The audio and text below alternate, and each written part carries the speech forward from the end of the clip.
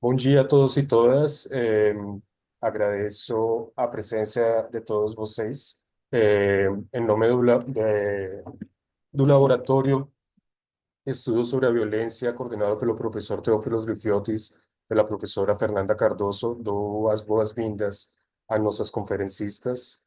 Em primeiro lugar, temos a professora Miriam Jimeno, professora emérita da Universidade Nacional de Colômbia, também coordenadora do Grupo de Estudos Conflito Social e Violência do Centro de Estudos Sociais.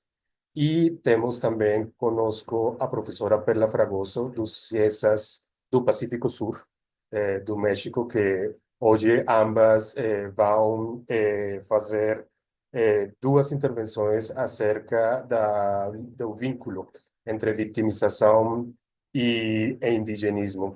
Ahora le paso la palabra a la profesora Perla Fragoso del CIESAS del Pacífico Sur de México. Bienvenida, profesora. La palabra es suya. Gracias, Marco. Solo aclarar que soy de Cieza Sureste. Ay, disculpe. Mil No disculpas. problema. Bom Sureste. dia. Bom dia. Agradeço aos professores Teófilos e Marco por organizarem este encontro e pelo convite para compartilhar com vocês parte do meu trabalho antropológico para discutir e refletir sobre as configurações contemporâneas de vitimização para além dos nossos contextos nacionais. Minha apresentação é uma reflexão sobre as potencialidades da categoria de interseccionalidade para pensar os diversos processos de vitimização em um caso de deslocamento interno forçado no México. Vou falar em espanhol, minha língua nativa, porque me sinto mais confiante. Voy a compartir una presentación que es más ilustrativa, eh, sobre todo de la geografía mexicana, para situar dónde ocurrieron los hechos. Eh, Ahora no puedo compartirla, no sé por qué. Pongo compartir, listo. Pero no aparece. A ver.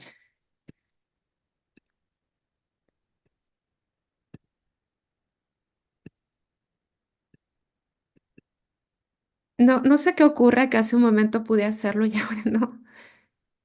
Eh, Listo. Acá está.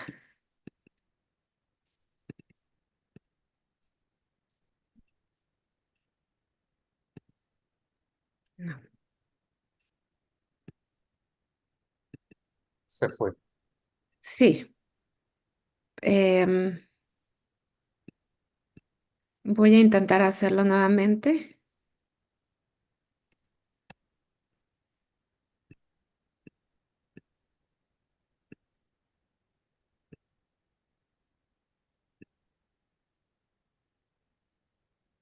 No, no, no sé por qué no puedo. Marco, ¿podrías, por favor, ayudarme? Sí, me la mandas al email, por favor. Muy bien.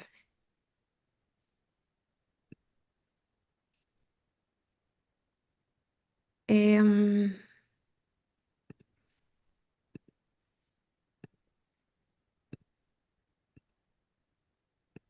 bueno, ahí ya la ven, ¿verdad?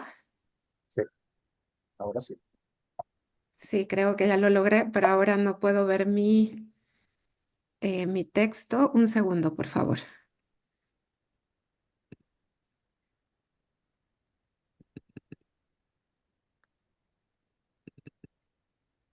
Listo. Están viendo la presentación, ¿verdad?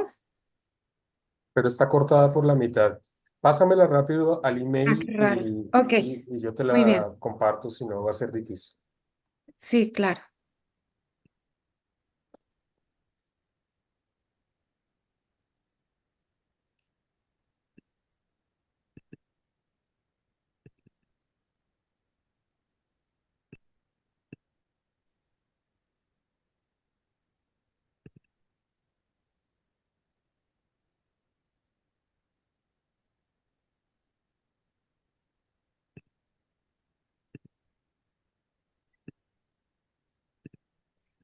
Listo, ya te la compartí. No debe tardar en llegar.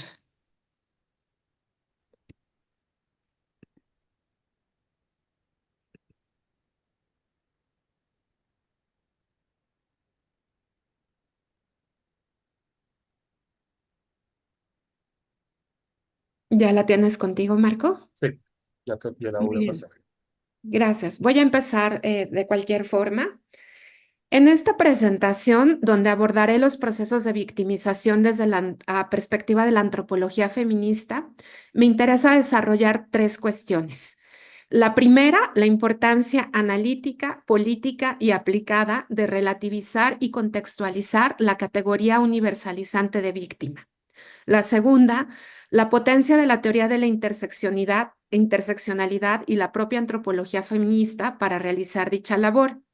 Y la tercera, exponer cómo un análisis que parte de estas premisas permite no solo comprender los impactos diferenciados en las víctimas de lo que parece una misma violación a sus derechos humanos, sino también cómo opera la desigualdad estructural en los derroteros de las propias víctimas, en su relación con el Estado, con sus acompañantes jurídicos o con las organizaciones civiles o internacionales de ayuda humanitaria y en su propia identidad como víctimas, reproduciendo un estatus de dependencia y objeto de conmiseración, o bien transformando su condición en la de un sujeto de derecho en un proceso, parafraseando a Viviorca, de resubjetivación positiva. La reflexión que planteo de fondo se relaciona con la capacidad de politización de las víctimas. Y por politización aquí lo que estaría entendiendo es un proceso de resubjetivación positiva, no de, digamos, instrumentalización, aunque sí la hay, pero de agencia para reconocerse como sujetos de derecho, un poco parafraseando a Vinadas cuando habla de agentes de dignidad también. Como decía entonces, planteo esta capacidad de politización de las víctimas, especialmente aquellas que son parte de grupos subalternos. Lo anterior con base en el análisis de un caso de desplazamiento forzado interno en su modalidad familiar, que inicialmente realicé para la elaboración de lo que en México se denomina peritaje antropológico y en Brasil laudo antropológico, es decir, un parecer experto elaborado para que los operadores de justicia puedan tener mayores elementos en la toma de sus decisiones en torno a delitos o violaciones a derechos humanos. Este peritaje o laudo tuvo dos objetivos. Por un lado, aportar elementos que dieran cuenta del contexto de hostilidad, animadversión y violencia en contra de las 5 familias desplazadas debido a su parentesco con un defensor de derechos humanos, mismo que generó un intento de masacre y su expulsión de la comunidad de origen. Y por otro, proponer medidas de reparación integral del daño, considerando las afectaciones sufridas por las familias a raíz del desplazamiento, para que puedan rehacer su proyecto de vida y reclamar las tierras y bienes que les pertenecen. Antes de exponer de manera breve, contextual y puntual lo ocurrido, como respuesta al primer objetivo, así como de desarrollar de manera más extensa lo planteado para el segundo objetivo, que justamente me llevó a considerar la perspectiva interseccional como necesaria, es relevante mencionar que las 35 personas que integran las familias desplazadas son indígenas de las etnias Tzotzil o Celtal, habitantes de la comunidad de Nueva Palestina en el municipio de Ocosingo del estado de Chiapas, México. La siguiente, por favor. El elemento étnico es relevante. Bueno, aquí simplemente les presento una imagen de dónde está ubicado geográficamente el estado de Chiapas en el sureste mexicano, que colinda con el Pacífico y también tiene frontera con Guatemala. Y en la imagen que ustedes pueden ver, también se presentan algunos datos sociodemográficos y sociopolíticos importantes, como que Chiapas es el segundo estado de México que tiene mayor presencia de grupos indígenas, y otra información que ahí pueden ver y que es de contexto. El elemento étnico es relevante porque en México, en el más reciente censo poblacional de 2020, se registró un total de 23,2 millones de personas que se autoidentifican como indígenas, lo que equivale a 19,4% de la población de ese rango de edad de mayores de 3 años. Con al menos 69 pueblos indígenas, la Constitución mexicana reconoce la composición pluricultural y multiétnica de la nación y cito lo que dice el artículo 2 de la Constitución: sustentada originalmente en sus pueblos indígenas, que son aquellas colectividades con una continuidad histórica de las sociedades precoloniales establecidas en el territorio nacional y que conservan, desarrollan y transmiten sus instituciones sociales, normativas, económicas, culturales y políticas o parte de ellas. Fin de la cita. La siguiente diapositiva, por favor, que también es contextual, tiene información contextual. A pesar de este reconocimiento, muy reciente por cierto, constitucional, pues se realizó en los prolegómenos del siglo XXI en México, la construcción del Estado-Nación mexicano se fundó en un mito racial, el del mestizaje, que durante siglos y en parte como una continuidad del colonialismo histórico, invisibilizó a los indígenas y buscó su desaparición paulatina. De modo que, como escribió Guillermo Bonfil Batalla, uno de los principales antropólogos del indigenismo en México, y lo cito: la categoría de indio es una categoría supraétnica que no denota ningún contenido específico de los grupos que abarca, sino una particular relación entre ellas y otros sectores del sistema social global del que los indios forman parte. La categoría de indio denota la condición de colonizado y hace referencia necesaria a la relación colonial. Fin de la cita. Es decir, Bonfil enfatiza la asimetría y la subordinación de los indígenas en su relación con la sociedad y el Estado mexicano. Esto es importante mencionarlo para empezar a trazar el entramado de estructuras de opresión que atraviesan a las víctimas de desplazamiento forzado del caso que hoy les presento, lo que implica reconocer que más allá del acontecimiento victimizante común, hay una serie de vectores de opresión que se entrecruzan en la configuración de los sujetos y su experiencia, tanto en la vivencia de las violencias que produjeron el desplazamiento como en sus efectos, pero también en la capacidad para producir ciertas movilizaciones en su relación con el Estado y otros actores en el reconocimiento de su identidad como víctimas. La estructura común a los integrantes de las familias desplazadas es la étnica, la cual representa ya una condición de subalternidad en el contexto mexicano, pero como explicaré adelante, solo al analizarse a la luz de su intersección con otras estructuras, se comprenderá la diversidad de procesos de victimización. La siguiente, por favor. Respecto a los acontecimientos que propiciaron el desplazamiento forzado de las familias, vamos a regresar luego a esta diapositiva y pido la siguiente, por favor. Gracias. Es necesario referir que la región en que estos se suscitaron ha estado marcada por una serie de violencias emergentes, producto del entronque de dos gubernamentalidades: la de un Estado postrevolucionario que sembró el conflicto interno con la repartición de tierras y la de una suerte de Estado tomado por el crimen organizado y sus lógicas de acción. Desde mediados del siglo XX hasta su última década, distintos gobiernos mexicanos promovieron la ocupación por campesinos y por distintos grupos indígenas, sobre todo celtales, tzotziles, choles y lacandones, que son distintas etnias, de tierras vírgenes de la ahora llamada zona lacandona. A la par que vendían parte de dichas tierras a la inversión privada capitalista, pero también las decretaban reservas naturales, lo que fue generando conflictos violentos por las tierras entre los distintos grupos y una serie de paradojas, como que estos eran posesionarios de la tierra, pero no podían trabajarlas porque eran parte de estos parques nacionales de conservación.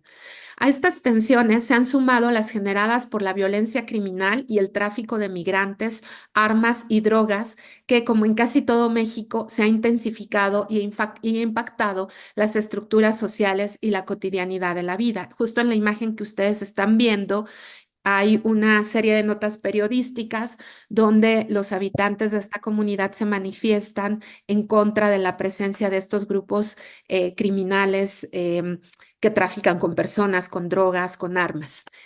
La siguiente, por favor. En el caso del peritaje realizado, el concepto de comunitarización de la violencia resultó de gran utilidad para comprender cómo se había gestado el contexto de hostilidad y violencia en contra del defensor de derechos humanos Berzaín Velasco García y su familia extensa. Dicho concepto se refiere a la sinergia de las autoridades comunitarias y grupos de interés criminal que cooptan las instituciones tradicionales, como la asamblea, y las convierten en instrumentos para concretar actividades generalmente ilegales que responden a sus intereses de control territorial y explotación de recursos humanos y naturales. Lo que según Ogas, que es el autor que habla de este concepto de comunitarización de la violencia, lleva a que emerjan comunidades paralelas donde el Estado tiene poca o ninguna autoridad y la violencia es ejercida por actores armados que se encuentran organizados. Las personas son parcialmente silenciadas, forzadas a respetar los límites impuestos por la amenaza y a vivir en contextos donde la confianza necesaria para una interacción social positiva se ha derrumbado. Y este es el contexto de esta región del oriente de Chiapas y bueno, de buena parte del territorio nacional en realidad. Berzaín Velasco, este indígena defensor de derechos humanos, fue detractor en reiteradas ocasiones de los abusos y violencias ejercidas por los grupos de interés de su comunidad y también en reiteradas ocasiones sufrió amenazas y violencias por su actividad de defensor de derechos humanos, las cuales tuvieron su expresión más radical la noche del 15 de diciembre de 2021, cuando las autoridades comunitarias de Nueva Palestina crearon un clima de linchamiento hacia Berzaín y su familia. Reunieron a policías y a grupos de civiles armados para intentar aprenderlo. Él logró escapar, sin embargo, su esposa, su hija bebé de 9 meses y su hijo de 15 años fueron retenidos y brutalmente violentados física, psicológica y en el caso de la esposa sexualmente. Al día siguiente, el 16 de diciembre, las autoridades comunitarias y parte de la población, así como reconocidos narcomenudistas y traficantes de personas, derribaron y quemaron las casas de Berzaín, la de su madre, la de su hermana, la de sus dos hermanos, así como la de su sobrina. Su intención era acabar con ellos de raíz, eliminar su semilla. Así lo dijeron en los testimonios parte de la familia que escucharon esta consigna. La turba de personas llegó disparando el lugar donde se ubicaban las casas, sacaron a golpes a mujeres y niñas, intentaron asesinar al hijo mayor de Berzaín, de nombre Moctezuma. Algunas de las mujeres fueron brutalmente golpeadas, violentadas sexualmente y luego retenidas. Uno de los varones fue torturado y desaparecido. El resto de los hombres de la familia logró huir, pero las mujeres y los niños o fueron retenidos o bien quedaron vagando en las calles de la comunidad sin protección alguna. La esposa y la hermana de Berzaín y algunos de sus hijos, todos menores de edad, fueron retenidos en la comisaría en condiciones infrahumanas durante 7 días. Las mujeres estuvieron privadas de la libertad, acusadas de robo de manera falsa. Actualmente están en libertad, viven con sus hijos e hijas en la ciudad de San Cristóbal de las Casas, en la región montañosa de Chiapas, que es una ciudad mediana cercana a la capital del estado, pero sus esposos están escondidos, pues todos ellos tienen órdenes de aprehensión. Berzaín ha sido sentenciado en primera instancia por homicidio calificado y su caso está en apelación.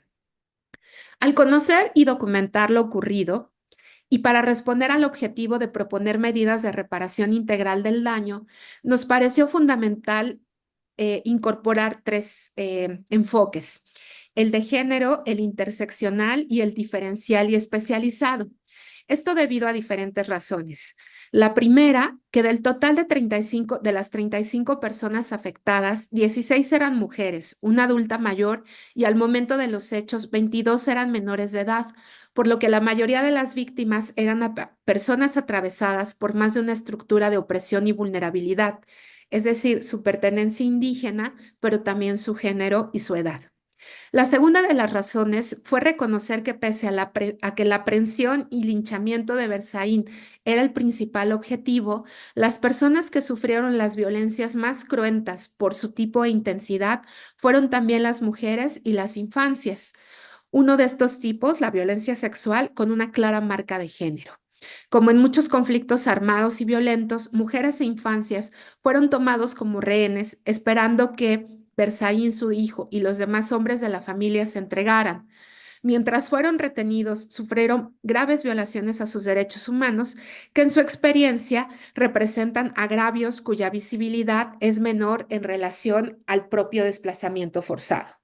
En su nuevo lugar de asentamiento, en la ciudad de San Cristóbal de las Casas, las familias encabezadas por las mujeres y el hijo mayor de Versailles Moctezuma se organizaron para conseguir la libertad del defensor de derechos humanos y hacer efectivos los derechos que tienen como desplazados según la Ley para la Prevención y Atención del Desplazamiento Interno del Estado de Chiapas, que es una ley que se expidió en 2012, una normativa excepcional en el país, pues no existe una ley nacional al respecto y son apenas 4 estados en todo el país quienes tienen una ley estatal. Es importante hacer notar que esta ley, el principal dispositivo normativo en la materia, en ningún momento se habla de víctimas de desplazamiento, o sea, la ley no se hace referencia a víctimas, sino simplemente a desplazados internos o personas afectadas por el desplazamiento, lo cual ya implica un abordaje que si bien reconoce las afectaciones del fenómeno en las personas, no las identifica explícitamente como víctimas, a pesar de que en México sí existe una ley general de víctimas y diversas leyes en los estados, impulsadas justamente por el movimiento de víctimas de la llamada guerra contra el narcotráfico en este país, movimiento que puede identificarse como parte de un proceso social democratizador, el movimiento de las víctimas. La organización de las familias desplazadas de este caso ha estado acompañada por distintos actores de la sociedad civil organizada, en algún momento también por un centro de derechos humanos, pero el acompañamiento más cercano y continuo ha sido el de Julieta Hernández, una abogada feminista independiente. Fue ella quien nos solicitó a mí y a otra colega, Mónica Carrasco, la elaboración del peritaje. Y en esta labor fue que identificamos la necesidad de pensar en agendas de reparación individualizadas, pues si bien todas las personas integrantes de las familias son víctimas de desplazamiento, las violencias que sufrieron las mujeres y las infancias fueron las más cruentas y también a nivel subjetivo y moral, las que generaron agravios y daños con resonancias más profundas en sus cuerpos y en su dignidad. Podemos regresar 2 diapositivas antes, por favor, donde aparece ahí. Gracias. Esto lo fuimos identificando en las conversaciones con las mujeres y con Julieta, con la abogada, en distintos espacios.